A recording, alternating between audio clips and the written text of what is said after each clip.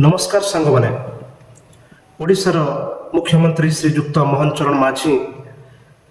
गत 18 मास मध्य निजर अभियोग प्रकोष्ठ माध्यम 14,054 अभियोग शुणिले अर्थात 16टी पाली मुख्यमंत्री को अभियोग प्रकोष्ठ को मोट 14,054 अभियोग आसी अच्छी आती मध्य 13,169 अभियोग शुणाणी कर समाधान कर यार अर्थ वर्तमान सुधा 16टी पाली सुधा जो अभियोग गुड़िक आसी मध्य 94% अभियोग शुणाणी कर मुख्यमंत्री श्रीजुक्त मोहन चरण माझी तार समाधान कर 6% अभियोग प्रोसेसिंग अवस्था रही आशा करा अति अल्प दिन मध्य ताहार समाधान हो ओडिशार मुख्यमंत्री श्रीजुक्त मोहन चरण माझी बड़ हृदयर नमूना कारण से एते गुड़ाए अभियोग 18 मास मध्य एते गुड़ा अभियोग से शुणाणी कर तार समाधान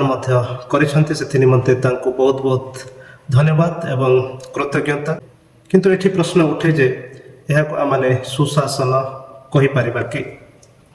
जदि यह आमने सुशासन कहि परिबा तेबे एते मात्रा रे अभियोग मुख्यमंत्री अभियोग प्रकोष्ठ को आसुची कहीं मुख्यमंत्री आसन रे आसीन एथि कि केवल लोक मान अभियोग को शुणा निमंते यह एक चिंतार विषय मुख्यमंत्री आसन रे एथि से आसीन होइछन्ते जे ओडिशार विकास करिवे अनेक उन्नतिमूलक कार्य को त्वरान्वित करेंगे आगे नेबे ओडिशा को एक मुख्य स्रोत सामिल करेंगे वर्ल्ड क्लास सेवा वर्ल्ड क्लास डेवलपमेंट जेपरि हो पार से निमंते से ये मुख्यमंत्री आसन रे आसीन होइछन्ते किंतु मुख्यमंत्री जदि केवल अभियोग केवल शुणिबे तेबे ये जो गत 16टी पाली निमंते से जी समय देले से समय अंततः अन्य कौन ओडिशार विकास काम से लगे पारि था किंतु 16टी पाली से अभियोग शुणी लोक समस्या समाधान कर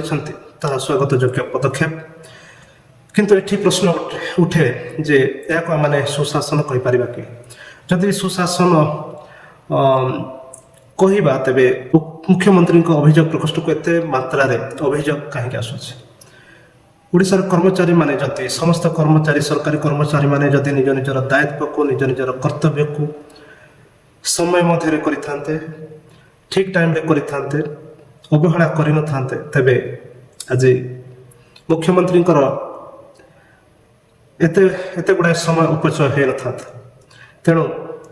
एठी मुख्यमंत्री को आमनकर अनुरोध छोटे अनुरोध जे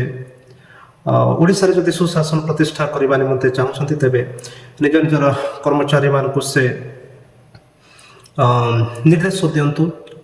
समस्त कार्य ठीक टाइम रे यथा समय मध्य रे करबा निमंते जद्वारा ओडिशा रे सुशासन प्रतिष्ठित होई पारिबो ता सहित ओडिशा रो लोक माने मध्य